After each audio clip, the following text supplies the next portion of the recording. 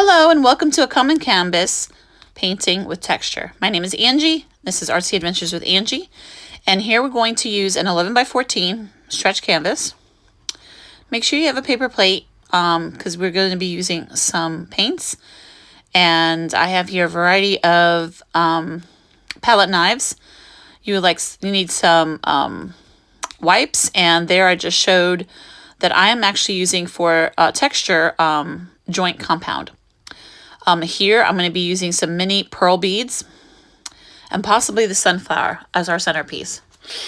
So we're going to be trying to do, and a glue gun, because we're going to do some texture with, it's almost like mixed media texture with joint compound as well as acrylics, and using also our glue gun for texture as well, that we're going to use in some parts of this painting that we're doing. So we're going to do like a floral scene today.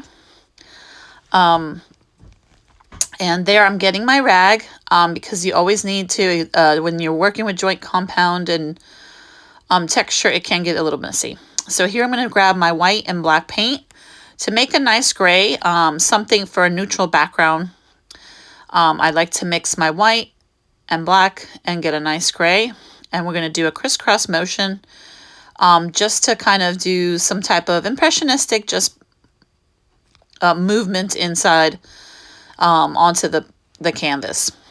Remember, never to forget your sides when you're working with a stretch canvas. And again, just mixing the black and the white and doing crisscross patterns.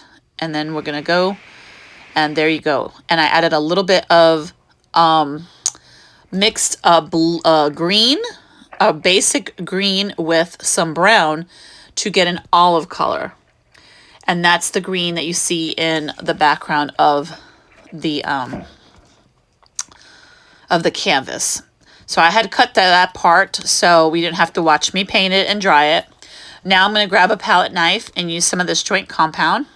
You can also use textured paste. There's different ways you can do it. You can use paint and different ways with either paint and baking soda. There's so many different ways you can do texture on a canvas.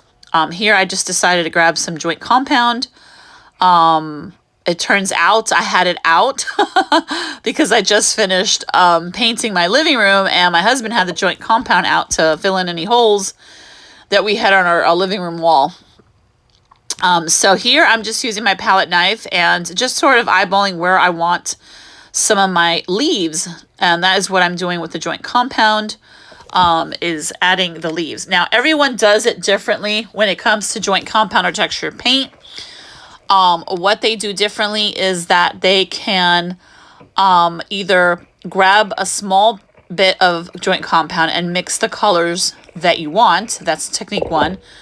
Or technique number two is, in this scenario, I kind of worked backwards.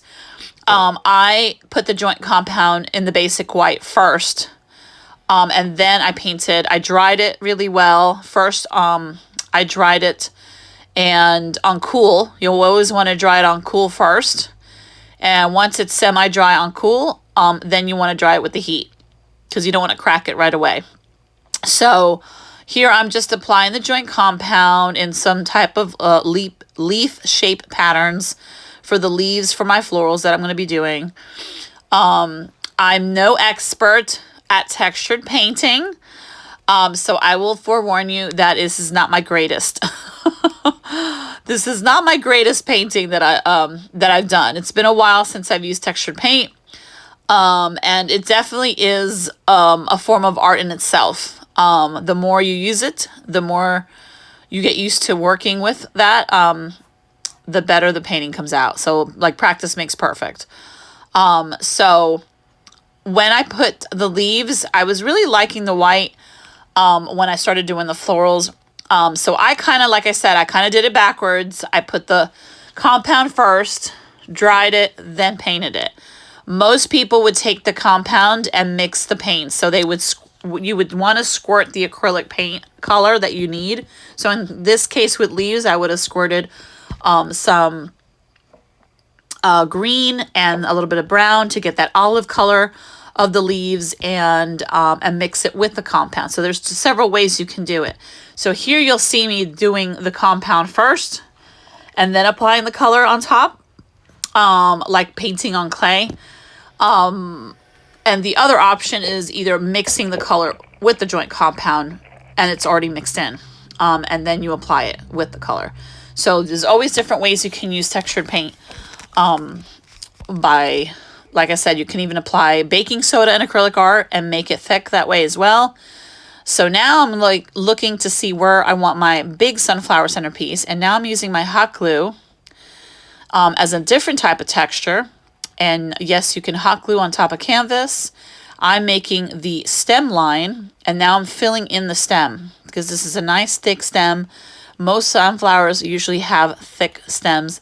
So I'm just now filling it in with the glue because now this is texture number 2 that we're using. And I'm going to go ahead and we'll fast forward this part.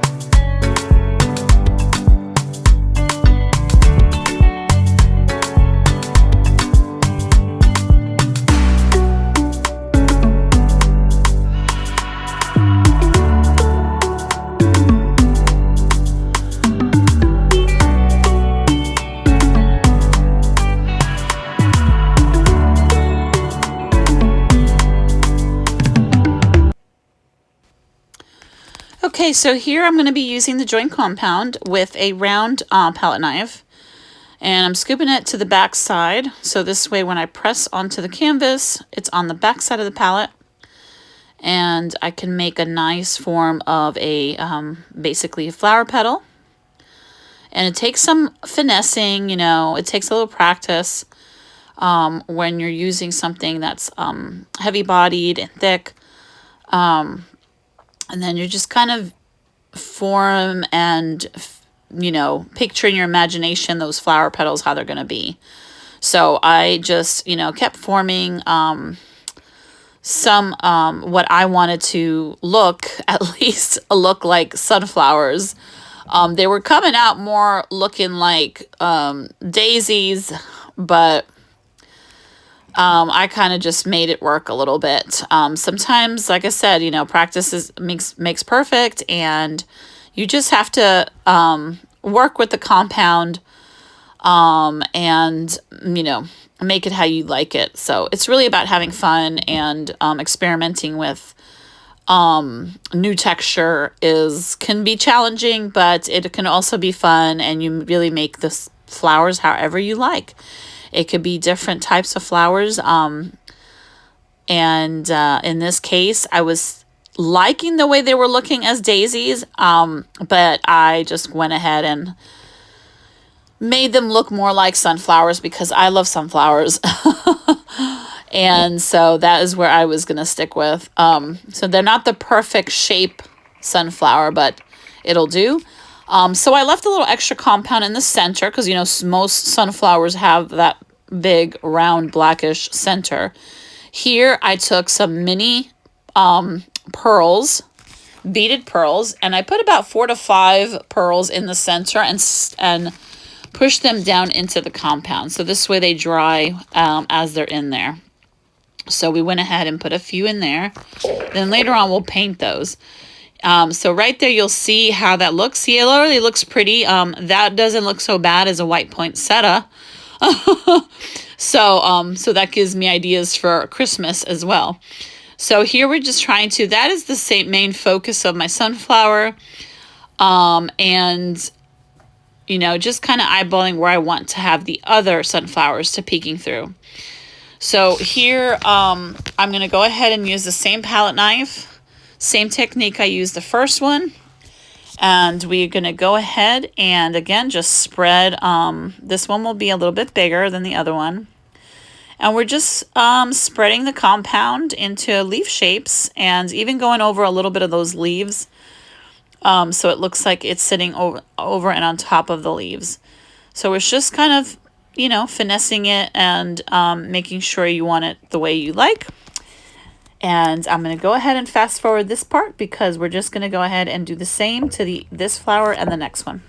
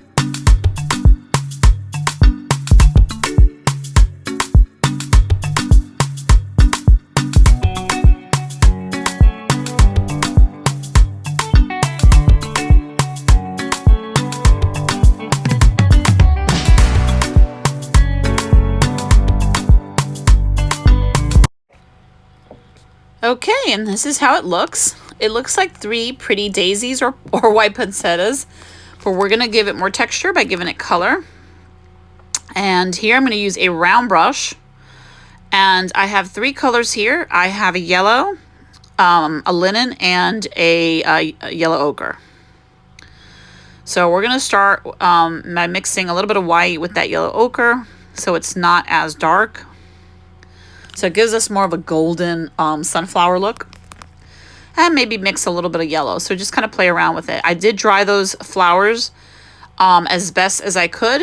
Again, I used the cold air first to dry it for a few minutes. And then I went ahead and applied it in heat mode to dry it even further and faster on high. Just to get through with the painting as quickly as I could and as possible. So here I'm just painting now each floral with that. Now sometimes the compound does get on the brush, so that's where the wipes come in because it's nice and dry. So I'm just applying it like I'm applying paint on clay or a pottery. That's really how it feels when you're doing it on the canvas. So we're going to go ahead and paint all the petals in this yellowish yellow with yellow ochre or deep ochre mixed with a little bit of white and a little bit of the linen we haven't put in yet. The linen we're doing in the end. So it's just mostly the yellow and the yellow ochre mixed in with a little bit of white to make it a little bit brighter and lighter in some areas. So here I'm just finishing putting in, and I'm actually doing the all the petals around the circle. So I'm not sure if it was in the video, but where I put those little pearls, I took the back of my paintbrush and I dug a circle around the pearls. So it makes it like that dark, the dark brown black spot that most sunflowers have. So this way I made a little circle around the pearls. So this way all I'm doing is painting up to the circle in this. And you'll see as I get, I give you a close-up look on this sunflower. Again, just mixing yellow with yellow ochre and little hints of white just to give it variation in the sunflower petals. And we're just painting it right up to the center.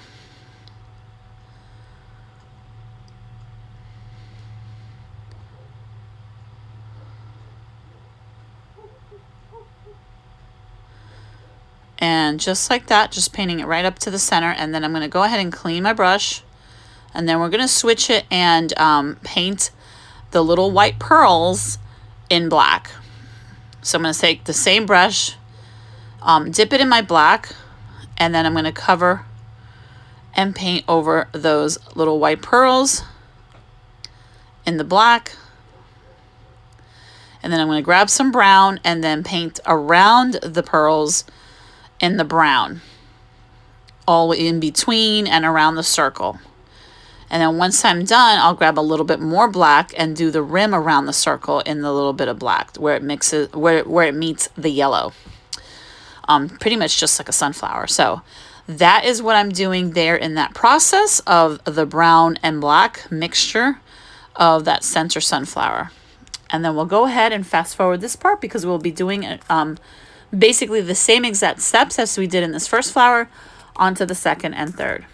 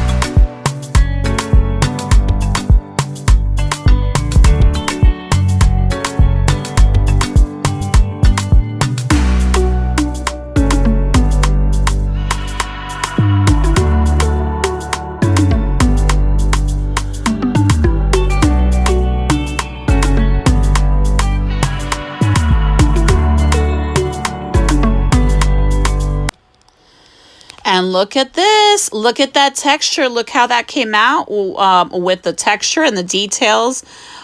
We had look how the pearls look in the center. They look like sunflower seeds.